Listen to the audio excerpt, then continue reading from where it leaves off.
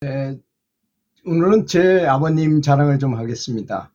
지금은 비록 돌아가셨지만 아주 키가 작으시고 아주 굉장히 당차고 똑똑하고 현명하신 분이었었어요. 그 아무것 초등학교도 안 가셨던 분이었는데 삼국지를 한문으로 된 삼국지를 볼 정도로 한문을 이해하시고 뭐 한글은 물론이고 또 장사를 하셨으니까 뭐 수리에 밝으시고 그랬던 아주 똑똑하신 분이었죠. 사람들한테 인기도 아주 좋으셨던 분이십니다. 그분이 저를 교육시킬 때 어떻게 시켰느냐. 밥을 많이 먹으면 똑똑해지지 않는다. 해가지고 조금 먹였다는 거. 소식을 시켰다는 것. 참 감사한 일이죠. 저도 철이 없는 그런 상태에서도 소식을 시키려고 노력하셨다는 것. 그 다음에 싱크빅. 크게 생각하라는 것을 가르치셨어요. 항상 크게 보고 크게 생각하고 크게 놀아라. 이런 교육을 많이 시키셨어요. 그래서 뭐 사물을 보더라도 그 말 한마디가 굉장히 중요한 거죠. 그런 말을 하게 되면 사람이 시야를 좀 넓게 보려고 노력하잖아요. 뭔가 그냥 그대로 보는 것이 아니라 그렇게 변했다는 것이고, 그 다음에 높은 목표를 가지고 살아라. 크게 보고 크게 느끼고 그 높은 목표, 최고의 목표를 가지고 살아라. 이렇게 말씀하셨어요. 그분이 저한테 어떻게 하라는 말씀을 한 것이 아니라 그냥 높은 목표를 가지라 했으니까 그건 내가 알아서 해야 될 문제였겠죠.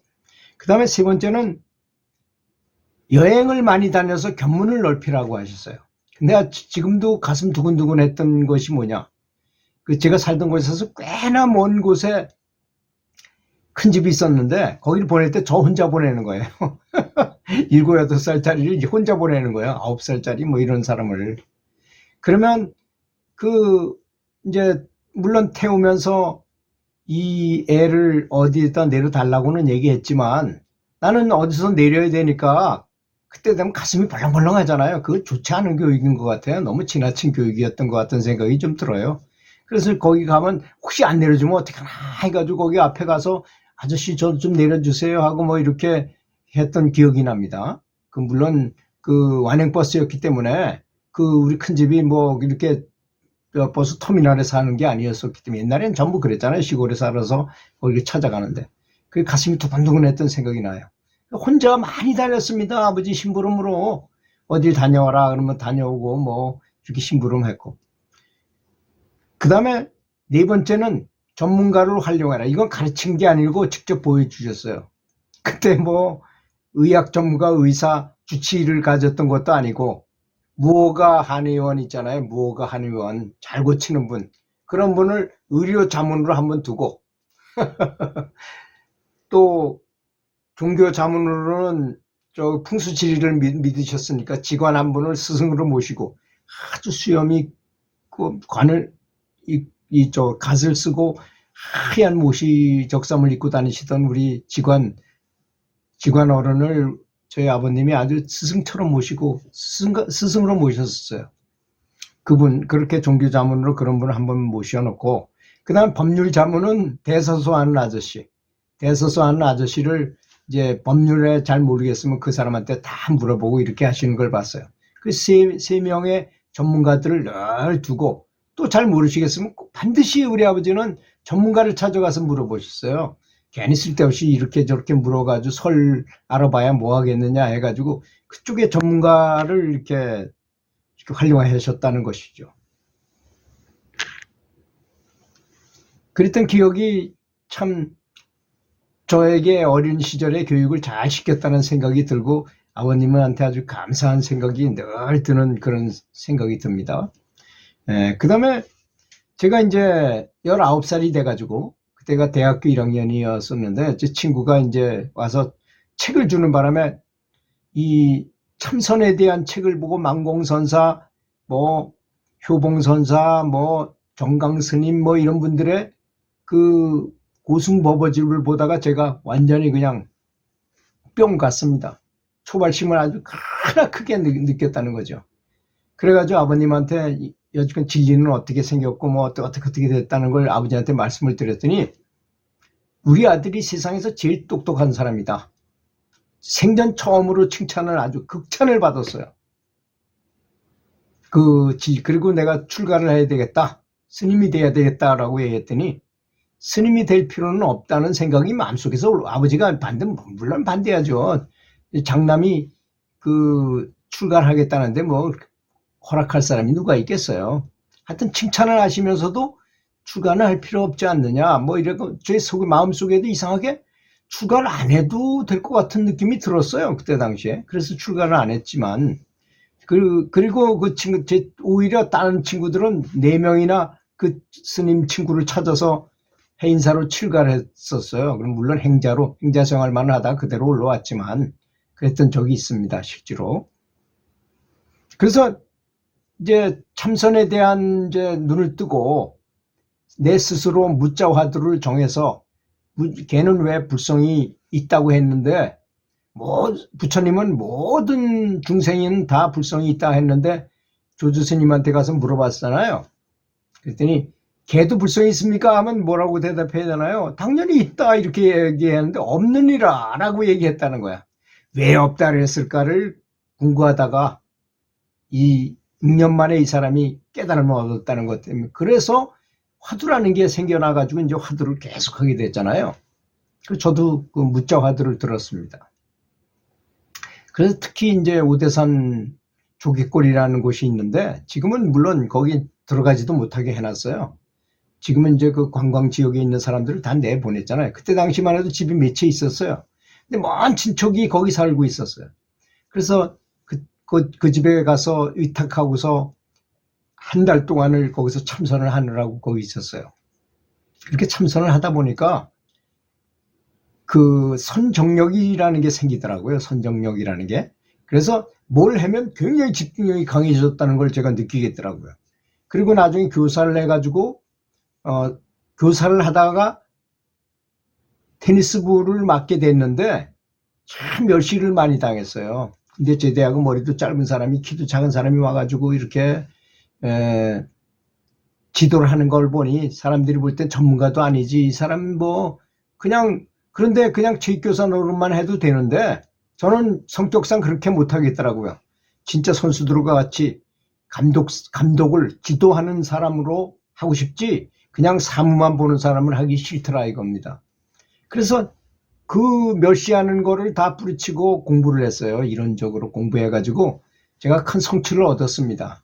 이제 공부를 너무나 많이 했기 때문에 이 사람들한테 아주 본때를 보여주겠다 하고 그런 도끼가 생기게 만들었어요. 그쪽 사람들이 나를 좀 무시하고 경시하는 바람에 이걸 한번 내가 이 난관을 타파해 보겠다 해가지고 굉장히 많은 공부를 하고 제 밑으로 코치가 6명이나 지나갔어요.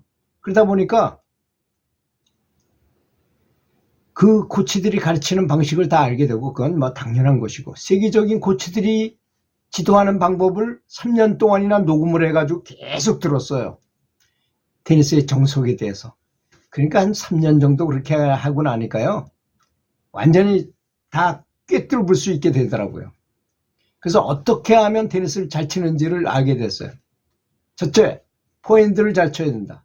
포핸드 한 방을 공격적으로 못 치는 사람은 상대방을 이길 수가 없다. 라는 결론을 딱 얻어서 서브와 포핸드만 중점적으로 많이 가르쳤어요. 그래서 우리나라를 대표하는 선수를 제가 키울 수 있었던 것이죠. 그렇게도 됐습니다. 그런데 이때 이제 가장 제 인생에서 가장 허망한 순간을 만나게 됩니다. 그렇게 해가지고 선수들 지도해가지고 뭐 굉장히 많은 제가 있던 고등학교 교사일 때 그 학생들을 중학교 1학년 때 뽑아가지고 고등학교 3학년 때까지 전적이 하나도 없는 선수를 너무나 열심히 가르쳐가지고 고3 때 전적을 무려 4개나 세워가지고 서울에 있는 대학으로 테니스 장학생으로 보냈어요. 지금도 그 친구들이 아주 좋은 도로공사에 한 명 있고 KT에 한 명 있는데요. 아주 좋은 중진으로 활약하고 있습니다. 지금도 아주 직장 생활도 잘하고 있는데 그러다가 제가 이제 정말로 소원을 이루고자 고향에 있는 중학교로 와가지고 초등학교 때 이미 우승을 한 그 선수들을 스카웃을 했어요. 아주 많은 대가를 지불하고 그 선수들을 스카웃을 해가지고 정말 혹독한 훈련을 시키고 정말 열심히 했어요. 그랬더니 중3 때 그 친구들을 1학년 때부터 그렇게 스카우트 해가지고 초등학교 6학년 때 스카우트 해다가 중학교 3학년 때까지 쫙 끌고 오면서 정말 열심히 했더니 전국대회에서 우리끼리 결승을 하게 됐어요. 그 선수가 지금 뭐 우리나라를 대표하는 선수죠. 지금은 뭐 국가대표한 지가 오래됐지만 그런 선수를 해가지고 그 시내에서 시내 행진이라는 시가지 행진이라는 걸 하잖아요. 카퍼레이드. 그할 때 감독 딱 해가지고 그 선수들 태워가지고 그 차에 탑승해가지고 시내를 한 바퀴 돌고 하는 뭐 그런 것도 하고 그랬습니다. 그런데 제가 인생에서 가장 허망한 순간이 바로 그 순간이었다는 것입니다. 우리 선수끼리 결승전을 해야 될 때, 그때가 인생에서 너무나 허망한 걸 느꼈어요. 내가 이것 때문에 이렇게 오랜 시간 동안을 이렇게 모든 거를 정성을 다 바쳐가지고 이걸 하고 있었나 하는 생각이 드는 거예요. 회한이 밀려오더라고요. 그런 건 안 해본 사람은 잘 모를 것입니다. 최선을 다해서 노력했을 때 그런 허망함이 생기는 것입니다. 저는 아주 정말 80% 이상 열심히 했거든요. 정말 몸을 던져서 마음을 다해서 했어요. 그 우리끼리 선수끼리 다 결승해서 다 이 모든 선수 다 이기고 와서 우리끼리 결승. 우리가 지거나 이거나 1, 2등이야. 그럴 때 오히려 너무나 큰 허망함, 그건 상상을 할 수 없는 것입니다. 내가 이것 때문에 이렇게 인생을 이렇게 이것 때문에 이걸 다 버렸나 하는 생각이 들더라고요. 그래서 인생을 이렇게 살아서는 안 되겠구나 하는 걸 그때 깨우치게 됐습니다. 그래서 그리고 났다가 이제 얼마 있다가 아버지가 쓰러지셔가지고 중풍으로 쓰러지셔서 반신불수가 되시고 말씀을 못하게 됐어요. 그래서 아버지 병을 고쳐야 되겠다는 것 때문에 굉장히 고심을 하게 된 일이 벌어졌습니다. 그래서 중국 기공을 배우게 되고 그래서 또 다시 도 쪽으로 또 진리 쪽으로 진리를 탐구하는 쪽으로 가게 된 거예요. 그래서 신통이 너무 많이 일어나고 막 그래서 야 이건 내가 미치거나 잘못되겠구나 싶어서 정말 깨달은 스승을 찾아서 명상으로 입문을 하게 된 겁니다. 그래서 지금 이제까지 이렇게 오게 됐는데요. 특히 제가 하고 싶은 이야기는 오늘의 주제 중에서 몸과 마음을 동시에 수행하는 것이 좋겠구나 하는 것입니다. 어떤 분은 너무 마음적으로만 수행을 해요. 몸이 다 망가졌는데도 그냥 해. 그것도 하나의 방법은 방법이겠지만 가장 좋은 방법은 몸도 단련하고 같이 그걸 성명쌍수라고 말하잖아요. 성명쌍수를 하는 것을 저는 바람직하다고 이렇게 주장하고 싶습니다. 들어주셔서 감사합니다.